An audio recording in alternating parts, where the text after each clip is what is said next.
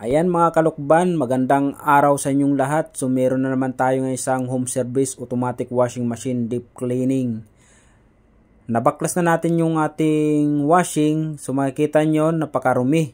Ang kapal ng putik. Napakarumi nitong washing. So 5 years na ito na hindi nalilinisan. Ngayon lang po first time malinisan. So makikita nyo, napakakapal.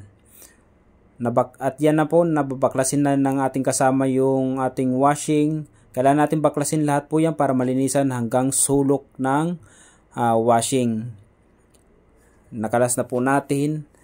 So yan po yung ating kasama. May channel po siya, Kois TV Vlog.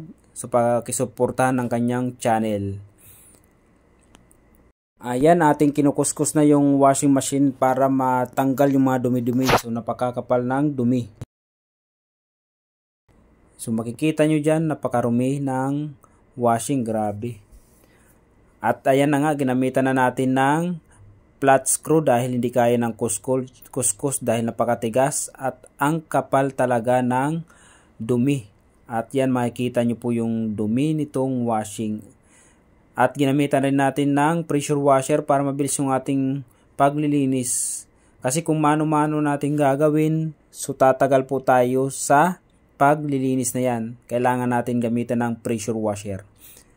Yan na nga, nalinisan na natin yung loob ng washing machine. Napakaputi. Ang layo ng itsura kanina. Napakadumi. Sa mga gusto naman magpa-home service, ilalagay ko po mamaya yung ating contact para matawagan tayo. Sa mga gustong magpa-home service, magpa-cleaning ng washing, at magpagawa ng lahat ng klaseng TV, flat screen TV. Nag-home service kami sa lahat ng lugar ng Laguna, Cavite, Batangas, Muntinlupa, Alabang at Paranaque. At hanggang Quezon City kami nakakarating dyan sa pag-home service. Ayan na, nalinisan natin na lahat at ikakabit na lang natin mamaya para matapos na yung ating ginagawa na washing. At yan na nga, naikabit na natin yung washing machine. Okay na siya, napakalinis, napakalayo ng hitsura kanina.